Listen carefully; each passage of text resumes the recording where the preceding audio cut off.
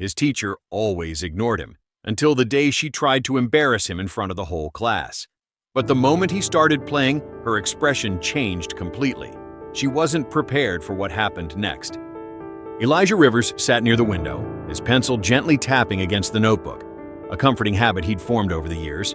Jefferson Middle School in Little Rock, Arkansas, buzzed with chatter, but Elijah remained focused, finishing his worksheet early. Sixth grade had taught him the art of blending into the background, largely thanks to Miss Abigail Thornton, whose favoritism subtly shaped classroom dynamics. "She never even looks your way," Tyler whispered one afternoon.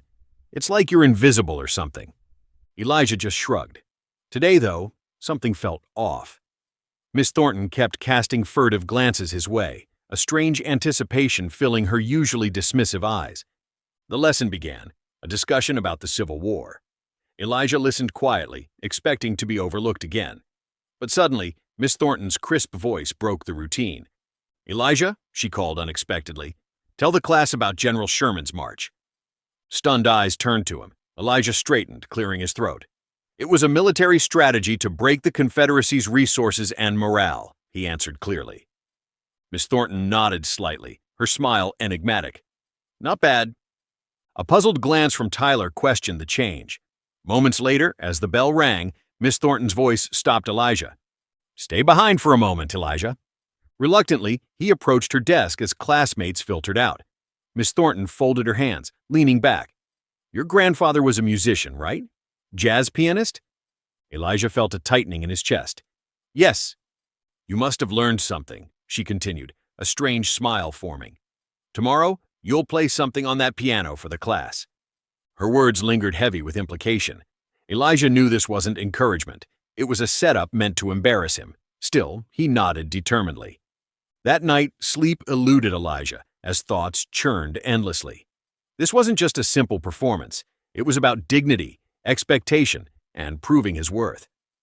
The next day, whispers trailed Elijah into the classroom. Brandon Hall's mocking voice echoed, "Ready for your big debut?"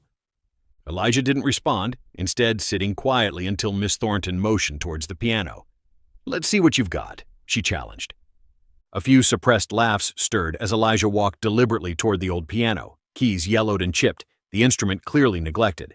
Sitting down, Elijah lightly touched the keys, sensing their stiffness. Then, ignoring the smirks, he began to play. Soft, slow blues notes drifted out, gentle at first, then building confidently. The murmurs ceased. The class fell utterly silent. His fingers moved gracefully, chords flowing effortlessly into intricate melodies. Elijah's heart swelled.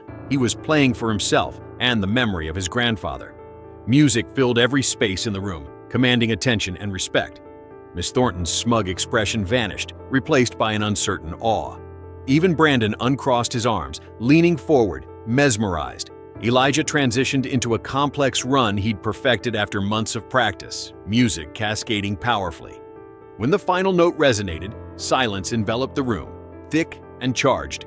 A single clap echoed, then another, until the entire classroom erupted in applause.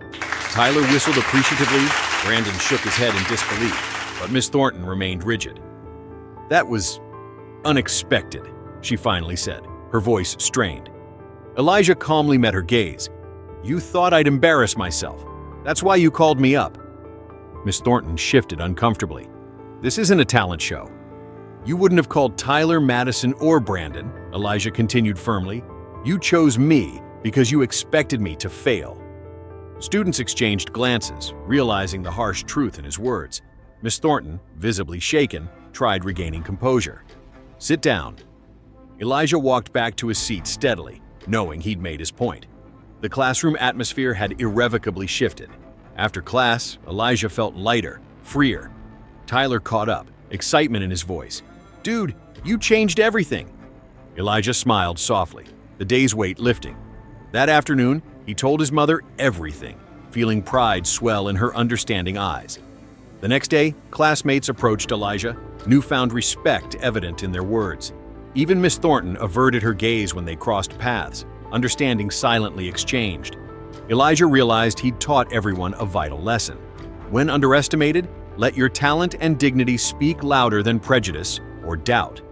No matter who tries to silence you, your voice, your music, will always resonate louder.